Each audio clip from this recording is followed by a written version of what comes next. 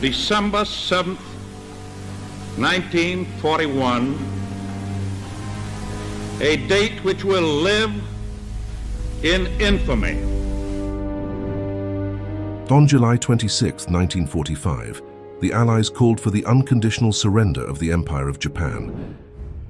The ultimatum stated that if Japan did not surrender, it would face prompt and utter destruction. The Japanese government ignored the ultimatum. By that summer, the Allies' Manhattan Project had successfully developed two types of atomic bombs: the uranium-based Little Boy and the plutonium-based Fat Man. The top-secret mission to drop the first atomic bomb involved 6 B-29 bombers heading toward Hiroshima. The Enola Gay carried the bomb. The great artiste was tasked with measuring the explosion. The third, unironically called Necessary Evil, was to take photographs, while the others flew approximately an hour ahead to act as weather scouts. At 8:15 on August 6th, Hiroshima time, the Enola Gay released Little Boy.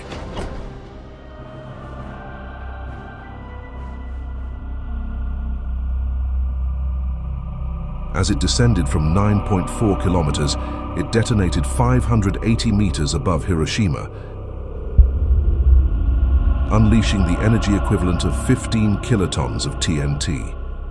A 1 kiloton explosion is equivalent to detonating 1,000 tons of TNT. So this was equivalent to 15,000 tons of TNT. It devastated everything within a 1.6 kilometer radius, with fires spreading over 11 square kilometers. Or, as the Chicago Daily in 1945 put it, 4 square miles wiped out. The Enola Gay was 18.5 kilometers away when it felt the shockwaves. 3 days later, on August 9th, 1945, another B-29 named Bockscar took off from Tinian Island. This time, the primary target was Kokura, with Nagasaki as the backup. The plan was nearly identical to the Hiroshima mission. Bockscar was accompanied by other B-29s tasked for instrumentation and photographic support of the mission. At 11:01 over Nagasaki, Bockscar dropped the Fat Man bomb.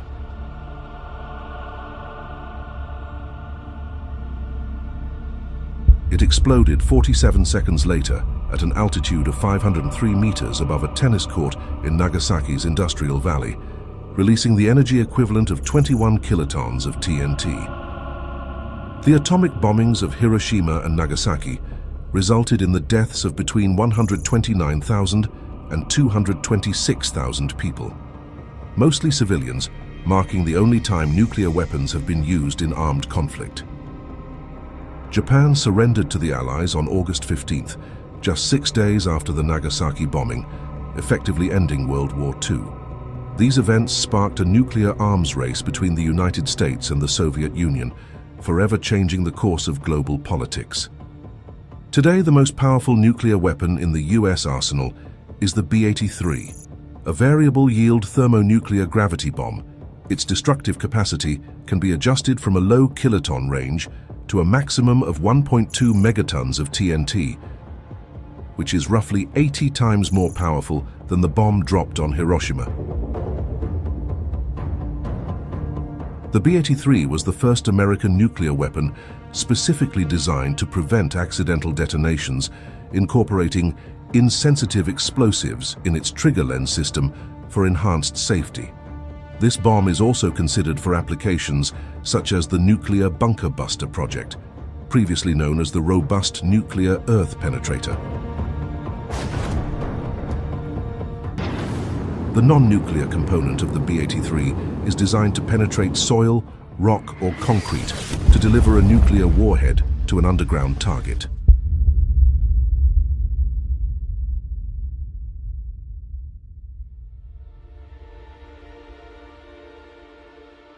The B-83's design has also been explored for potential use in asteroid impact avoidance strategies.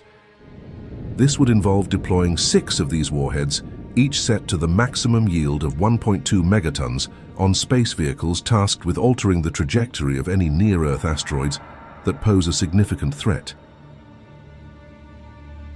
effectively knocking them off course to safeguard the planet. While the B83 is currently the most powerful nuclear weapon in the US arsenal, it was significantly outclassed by an earlier device. Castle Bravo, detonated on March 1, 1954, holds the record as the most powerful nuclear device ever set off by the United States. The footage you're seeing comes from the actual detonation at Bikini Atoll in the Marshall Islands, conducted under Operation Castle. The fireball generated by the explosion was over 7 kilometers wide and reached temperatures hotter than the core of the sun, approximately 100 million degrees Celsius. The Castle Bravo device was encased in a cylinder weighing 10,700 kilograms and measuring 137 centimeters in diameter. It was a Cobra deuterium-tritium gas-boosted atomic bomb developed by the Los Alamos Scientific Laboratory. Upon detonation, Bravo created a fireball almost 7.2 kilometers in diameter within seconds, visible from over 400 kilometers away. The explosion carved out a crater 2,000 meters across and 76 meters deep. The mushroom cloud soared to a height of 14 kilometers and a width of 11 kilometers within a minute. It reached 40 kilometers in height and 100 kilometers in width in less than 10 minutes, expanding at speeds exceeding 580 kilometers per hour. The extensive blast contaminated over 18,000 square kilometers of the Pacific Ocean. Castle Bravo's explosion yielded 15 megatons of TNT, equivalent to 1,000 times the power of the Hiroshima bomb. The blast was so intense that it rendered the bones of nearby individuals visible through their flesh and skin. Initially anticipated to yield close to 6 megatons, the actual output of 15 megatons was far greater than expected, making Castle Bravo the 6th largest nuclear explosion in world history. The ignition of nuclear fire sparked a fierce competition for supremacy in nuclear warfare, primarily between the United States, the Soviet Union, and their respective allies during the Cold War. Prior to the first use of a nuclear weapon against Japan, Soviet scientists were already exploring the potential of nuclear arms and conducting their own research in the field. Officially, the Soviet Union was unaware of the Manhattan Project until July 24, 1945, when US President Harry Truman briefed Stalin at the Potsdam Conference. This was only 8 days after the successful detonation of the first nuclear weapon. Despite their alliance during the war, the United States and Britain hesitated to share details of the Manhattan Project with the Soviets, fearing that knowledge of the project might reach German spies. Additionally, there was concern that the Soviets, as allies, would demand technical details of the weapon. Truman was initially surprised by Stalin's calm reaction when he informed him about the nuclear weapons, mistakenly thinking that Stalin might not have understood the information he was told. However, Stalin had been aware of the Manhattan Project for some time, even though the project had been so classified that Truman himself, as vice president, had not been informed about it until he ascended to the presidency. In the immediate post-war years, the United States maintained a monopoly on the specific knowledge and raw materials required for nuclear weaponry, but in secrecy, the Soviet government was working on building its own atomic weapons. This effort culminated in the detonation of the first Soviet atomic bomb on August 29, 1949. Known in the West as First Lightning, this device was more or less a copy of the Fat Man bomb. In the mid-1950s, the United States held an unchallenged superiority over the USSR in nuclear capabilities, and the Soviets lacked effective means to deliver nuclear warheads to the US, making a realistic retaliatory nuclear strike unfeasible.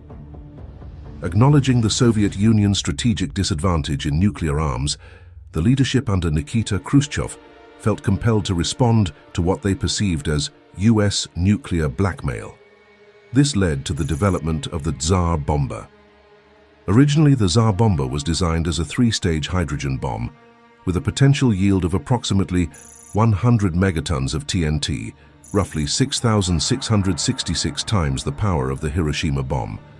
However, it was thought that this would have resulted in too much nuclear fallout, and the aircraft delivering the bomb would not have had enough time to escape the explosion. To reduce the fallout, designers replaced the uranium-238 fusion tamper of the third stage and possibly the second with a lead tamper. This modification prevented fast fission from the fusion stage neutrons, ensuring that about 97% of the bomb's total yield resulted from thermonuclear fusion alone. This made the Tsar Bomba one of the cleanest nuclear bombs ever created, producing relatively minimal fallout compared to its immense yield. This was crucial, as any fallout would likely affect populated areas within the Soviet Union.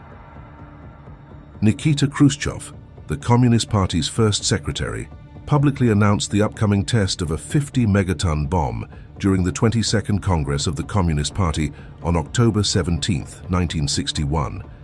Before this formal declaration, he had casually mentioned the bomb to an American politician, leading to its premature disclosure in the New York Times on September 8, 1961. The Tupolev 95 aircraft, tasked with carrying the massive Tsar Bomba, departed from Olenia Airfield and set course for the USSR Ministry of Defense's state test site on Novaya Zemlya, manned by a crew of 9. Accompanying the Tu-95 was a Tupolev 16 laboratory aircraft, equipped to monitor the test. Both planes were coated with special reflective paint to reduce heat damage during the explosion.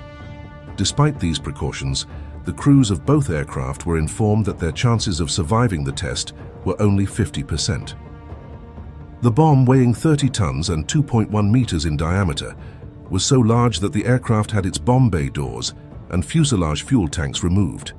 An 800-kilogram parachute, covering an area of 1,600 square meters, was attached to the bomb. This parachute was crucial as it allowed the bomb to slow its descent, giving the release and observation planes enough time to distance themselves about 45 kilometers from ground zero, thereby maintaining their survival odds at 50%. 2 hours after takeoff, the bomb was dropped from an altitude of 10,500 meters above the Sukhoi nose test target.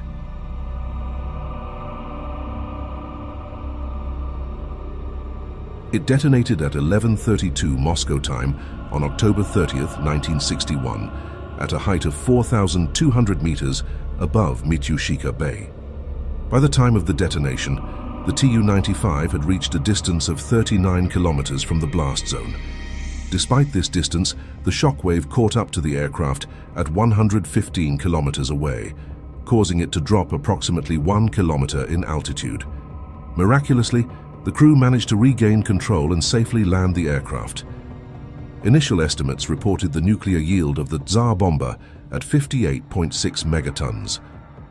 Despite predictions that the Tsar Bomba's fireball might touch the ground, its own shockwave bounced back, preventing this from happening. The fireball, spanning 8 kilometers in width, reached almost as high as the release plane's altitude and was visible nearly 1,000 kilometers away. Observations were made from as far as Norway, Greenland, and Alaska.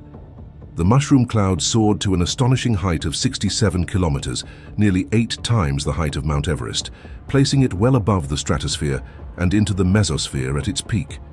The cloud's cap expanded to a width of 95 kilometers, while its base stretched 40 kilometers across. The blast wave circled the globe 3 times. The Tsar Bomba remains the single most physically powerful device ever detonated on Earth, marking the most powerful nuclear bomb test and the largest human-made explosion in history.